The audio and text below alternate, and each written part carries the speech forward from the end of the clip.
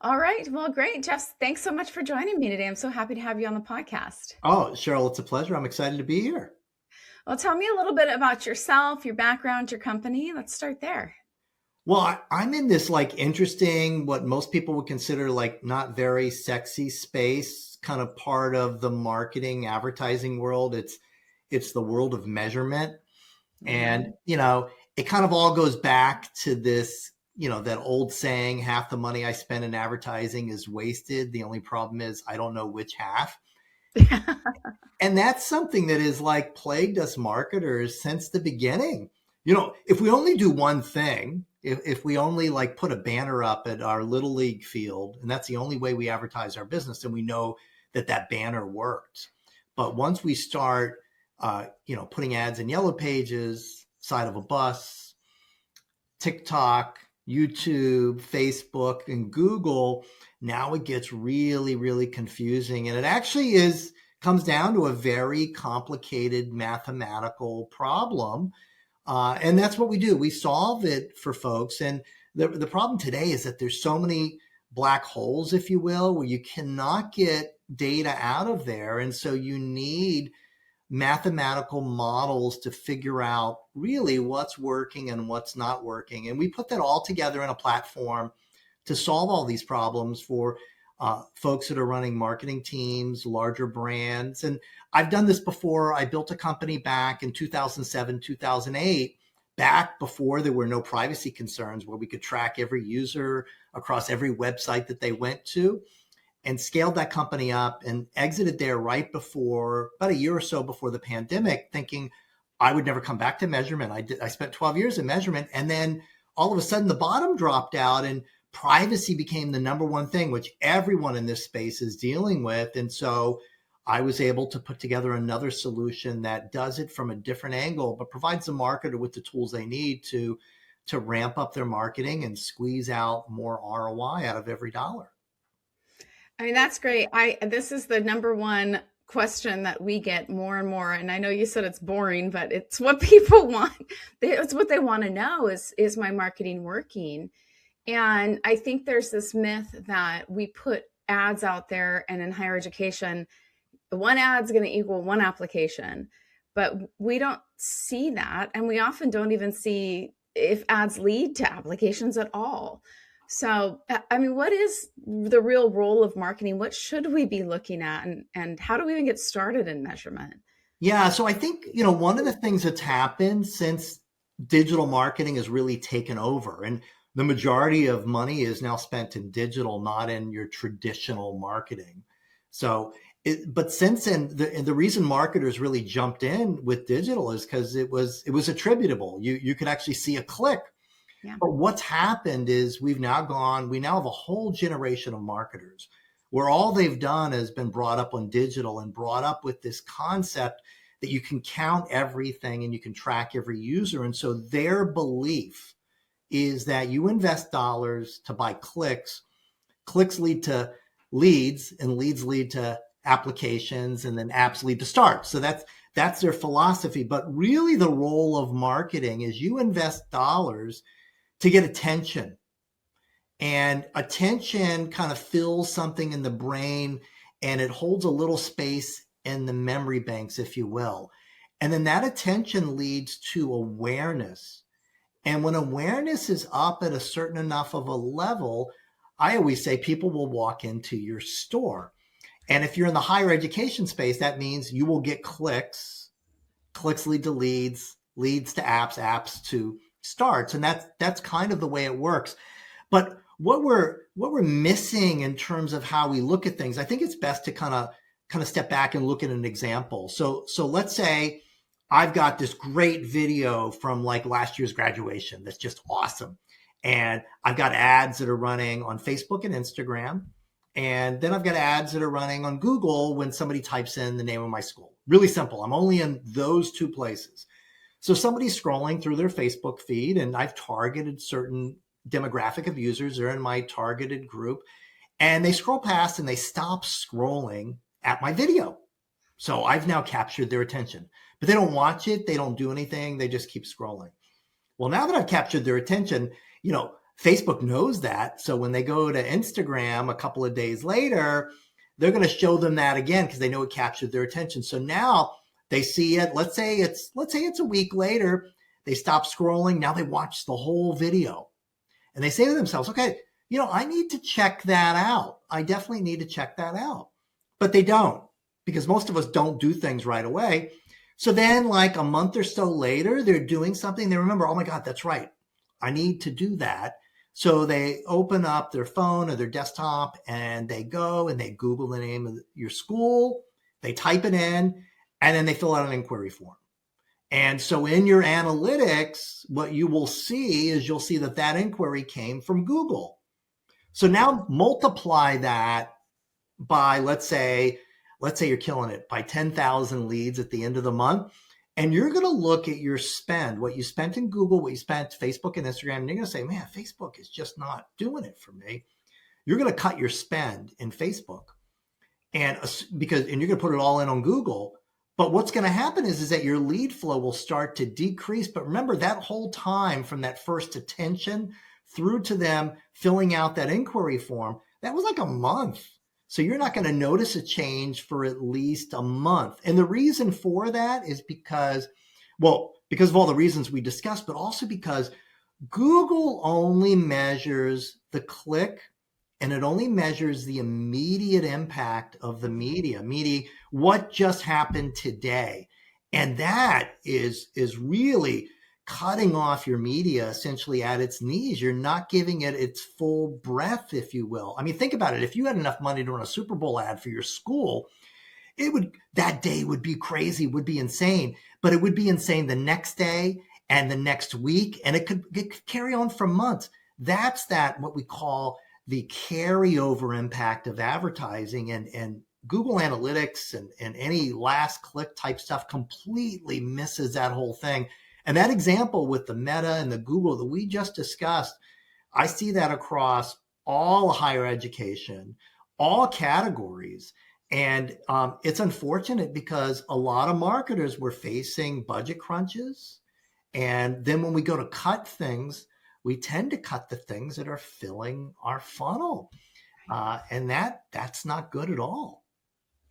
Oh, I love this example, and I want to talk about how your model and your work helps solve for this. But first, I want to tell you, like, I've just summarized like my life presenting in front of boards for colleges. And I want to see if you can give maybe a little bit of advice of how I can answer these questions and also how our clients can. Because what will happen is, let's say we have a client and they're spending $10,000 a month and they're doing the mix that you have. And maybe they're doing some like one-off things like email or TikTok around key dates or key initiatives. And then I get up and I present to the board and I want to show like, look at how many completed views you've had and how many lead forms that we got over this period. And the board wants to know, but how many students did you get? Right. How many students did you get? And then we'll try to explain, well, marketing is one piece in a long journey for a student. And so we're really trying to raise interest, but they just want to know, well, how many applications did you get? And then how many came to enrollments? And how do I know that the money you're spending on TikTok is actually getting us any students? Or are we just wasting $10,000 a month? And when you're trying to explain this to somebody who doesn't work in marketing and really understands it, it becomes really difficult. It's a big challenge. I don't know if you have any advice, or maybe you're solving for this with the models that you've made. We're definitely solving for this with our platform, but that is the ultimate question, because essentially you're talking about the problem of what folks would see as performance marketing and brand marketing, and what's happened at some of the larger schools and larger brands is that are stuck on last click in GA4. They've just come to recognize they know branding works. They can't prove it. So what they do is they say, okay, performance marketing, the digital stuff that has clicks, you're over here to the right. We're measuring you with GA4. Brand, we're not measuring you. We just know it works. That's how they deal with it. I mean, I'm talking like some of the biggest brands, like the TripAdvisors and the Orbits of the world. It's two sides of the house. And it's the strangest thing because math can solve this problem. And the way to look at it from a big picture, if we pan back that camera and we look at, as I discussed earlier, how marketing works, the job of marketing is to get attention.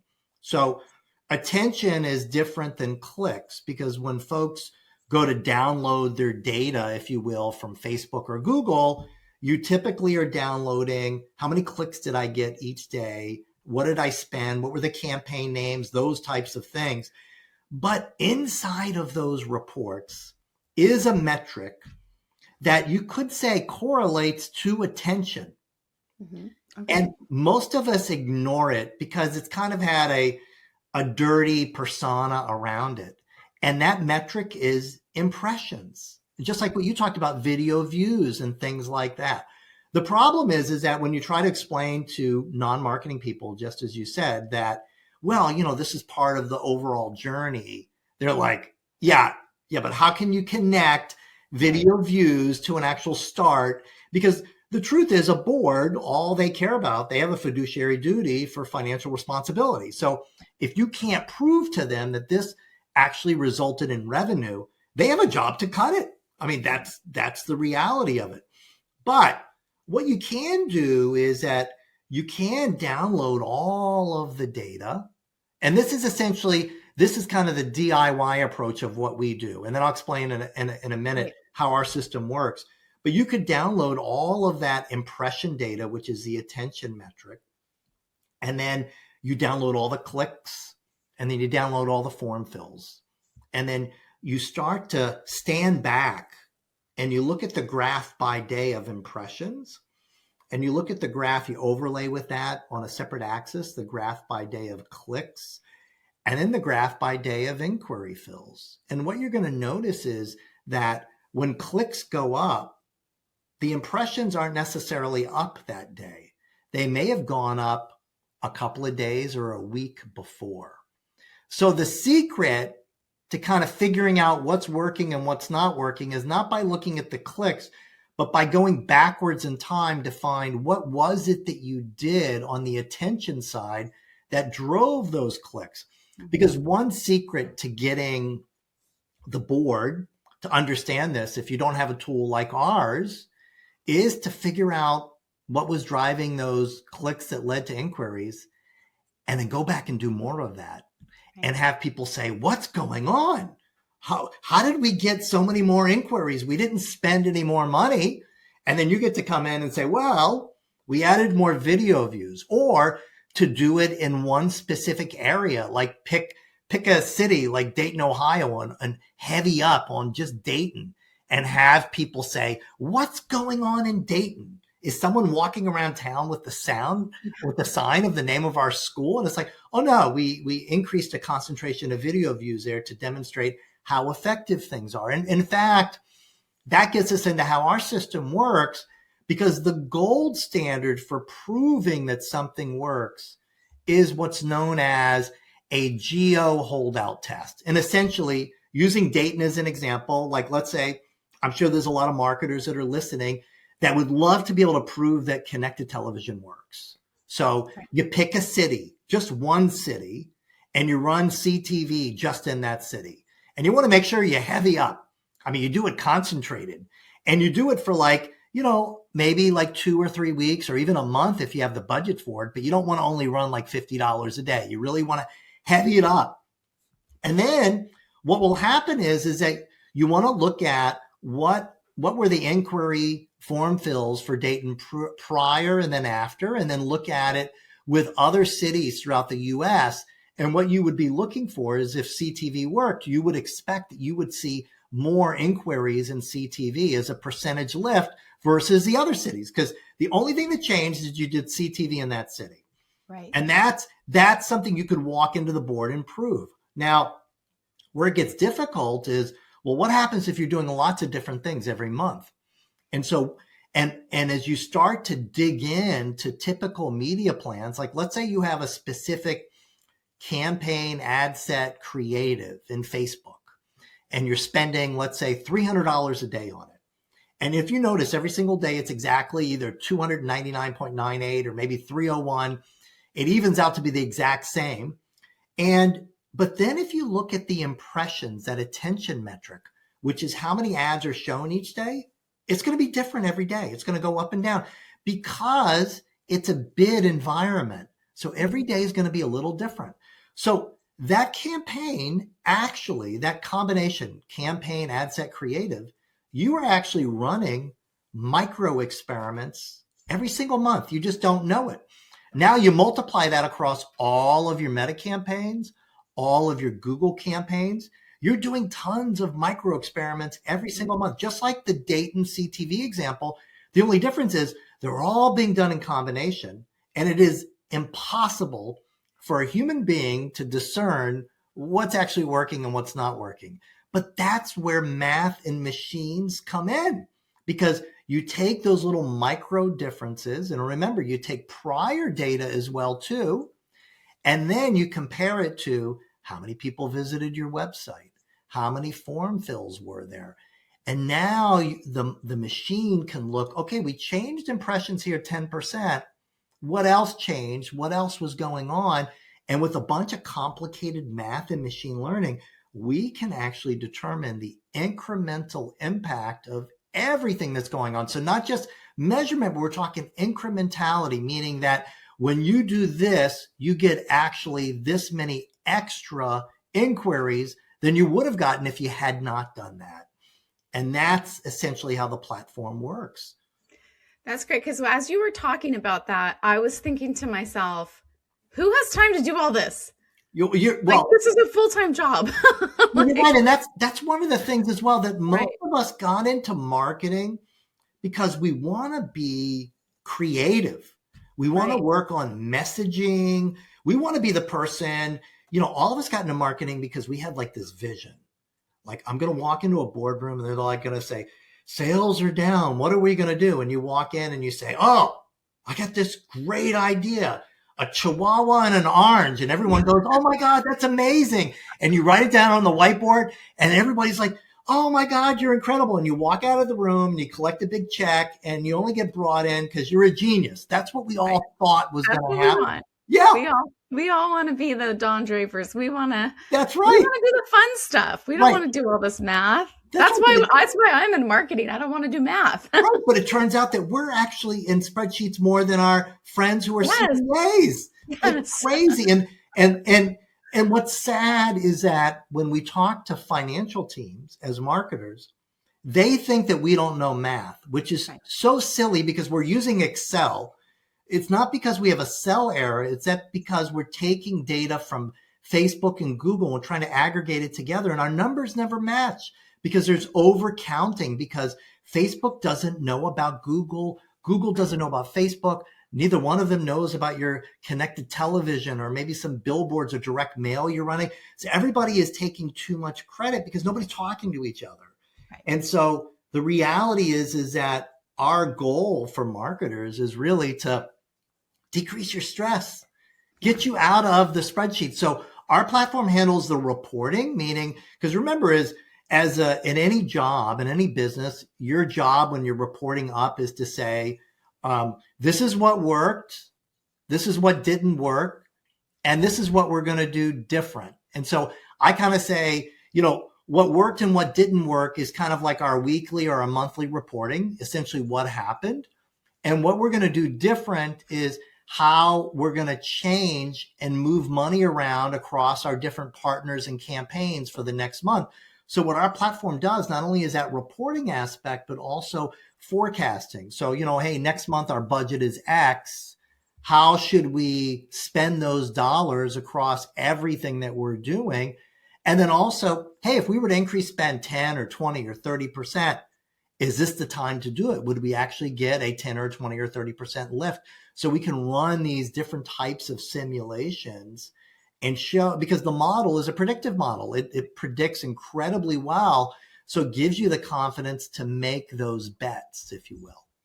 So first of all, tell me the name of your platform, and then how does it work like with a college who may be running media through a separate partner? Do they have to move media to you? How can they take advantage of this platform? Yeah, great question. So the platform is called Provalytics.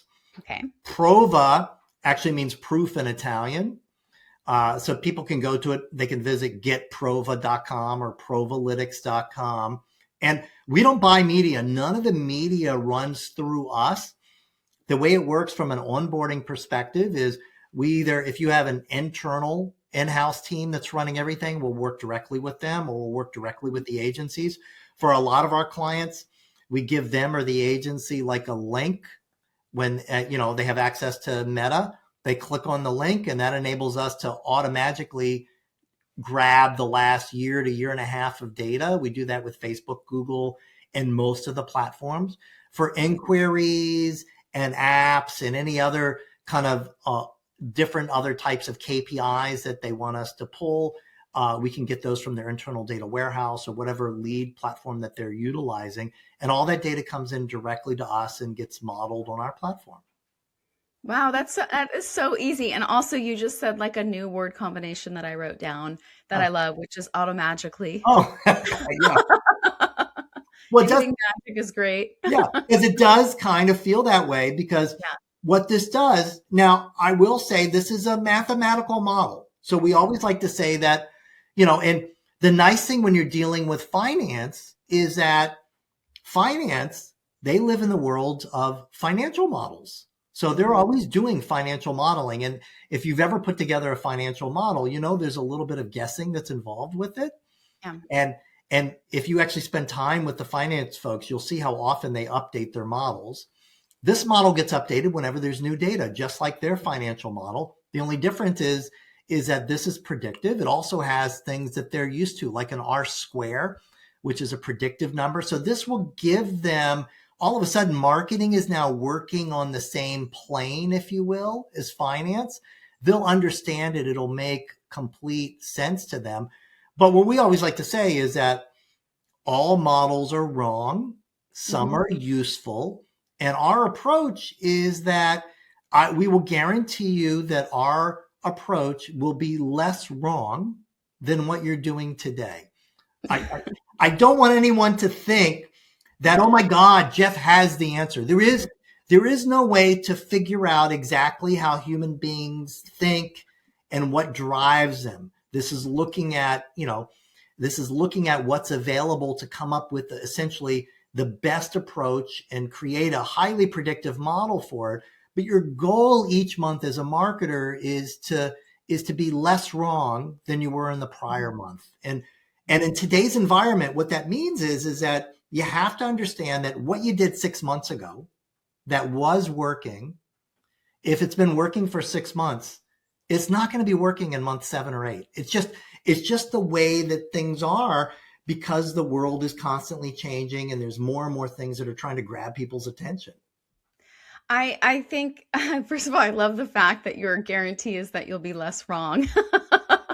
But I mean, honestly, most of our clients and even the information that we give on their campaigns is not doing any sort of predictive modeling. It's just reporting back on clicks and impressions and shares, and then us making, educated guesses on what to do next. So I don't think that that's like wrong to promise that, because most of what's being done right now is just guesswork. I mean, it's not predictive at all.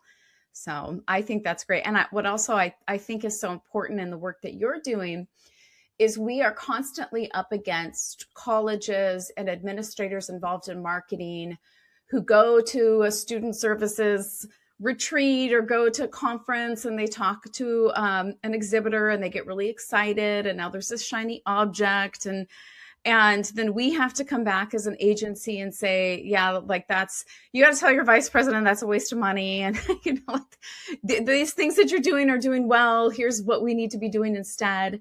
So I love maybe having this help out with that like shiny object syndrome, like saying, oh, here's some proof of what you're doing is working. And here's how we're seeing it work.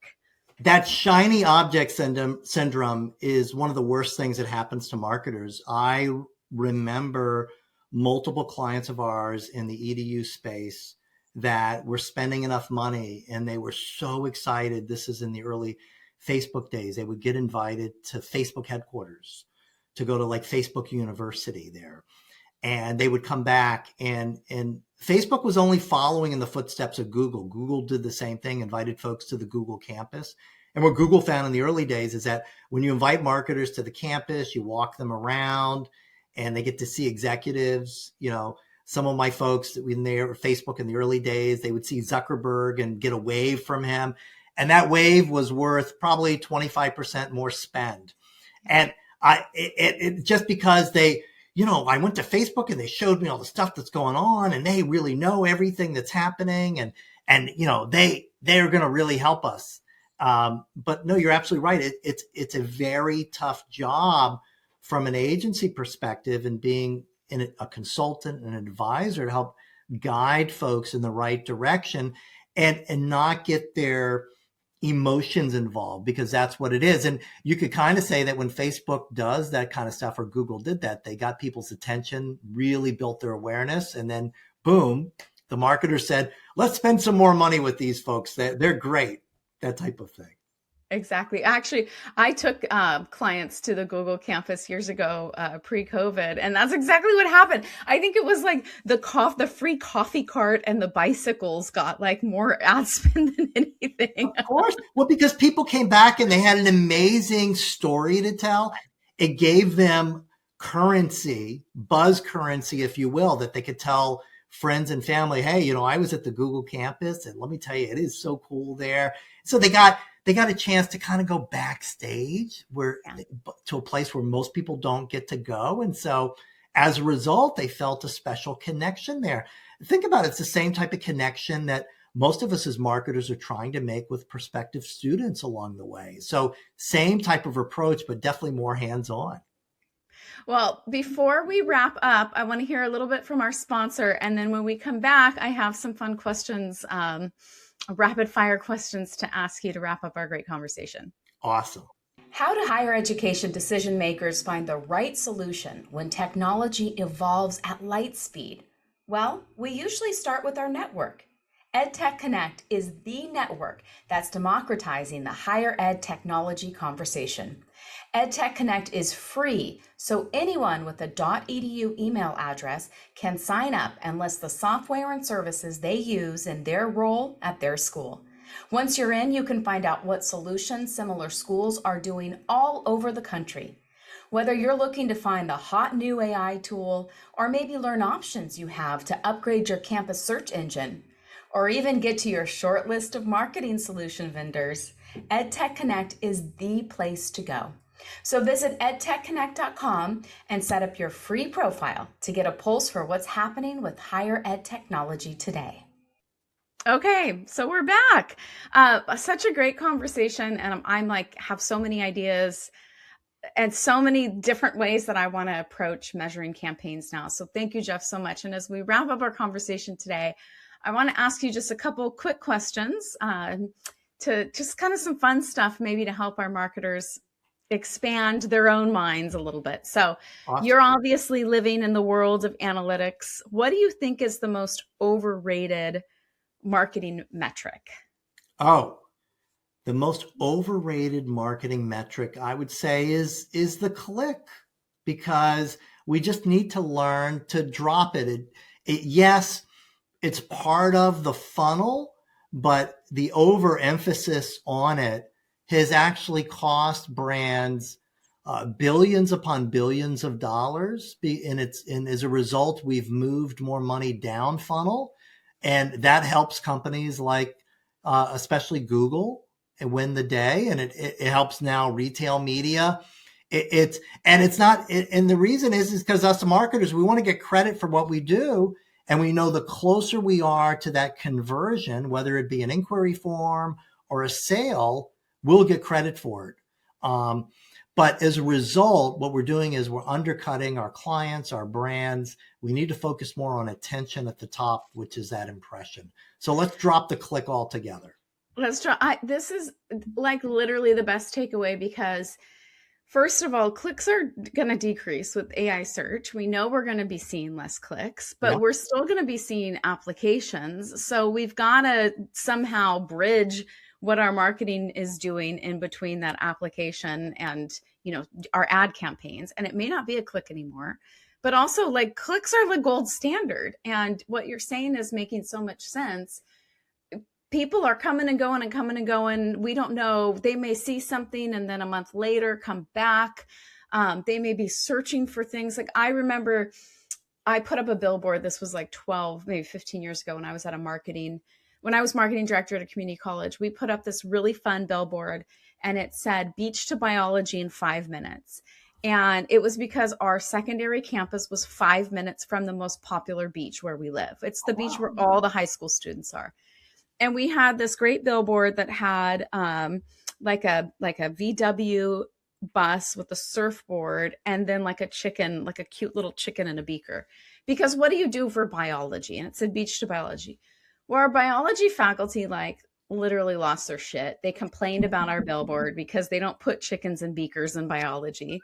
But it grabbed your attention. Like, so I had to tell the president, like, everybody knows that live chickens aren't in beakers, like, but it's adorable and it makes you read the billboard. It makes you look at it. So we put this up in June. By the time spring came around, that campus had like increased by like 10%. We saw Google searches for beach to biology class. People were searching for the term on the billboard. But it took months to see that kind of form. And so we were able to go back and be like, look, like biology faculty, like stay out of our marketing, because they were like, we want you to come run all of your ads by us before you put them out. I was like, we're not, if we sell what you're actually doing, no one's going to come to your class. Like, that's right. And what I would say to any marketers in this space that are listening that doubt this, well, everyone in this space knows about Southern New Hampshire University. They're the powerhouse today. Yes. And the reason they are is because they're amazing TV campaigns, which don't have any clicks. There's in their analytics, there is not a single registered click from TV. It just shows up. Yeah. And think about all of the other cool marketing tactics today that are out there, like podcast advertising, digital out of home. I mean, you can now do a billboard in like 5 minutes, put it live any place in the US, just like that. People are going to see it, but there's nothing for them to click on. Influencer campaigns the same way as well, too. So you have to understand that, and it's exactly what you said, Cheryl, with the advent of AI search, there's going to be less and less clicks that you will be able to track. So you need to step back from that click and just stop using it as a metric. I mean, we're moving into, here we are, 2026, 2027 on its way. It's time everyone knows that it's bad, it's wrong. So it's time to focus on the other metrics or get more sophisticated measurement like what we do and others do. It's time to step up. Yeah, time to step up for sure.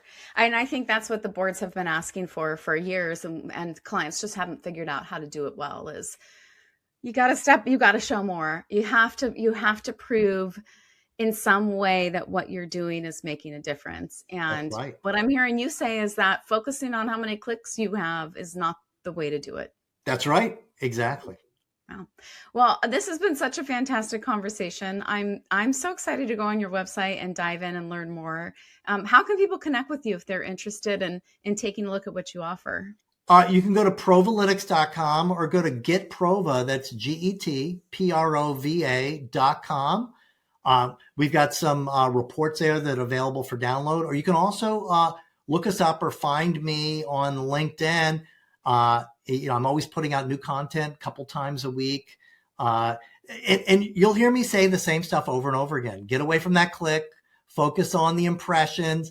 I feel like that I have to say it over and over again for marketers to finally get it, because I'm working against the 20 plus years of Google dominating, driving home to people that the click is the thing. And the reality is that's not how marketing works.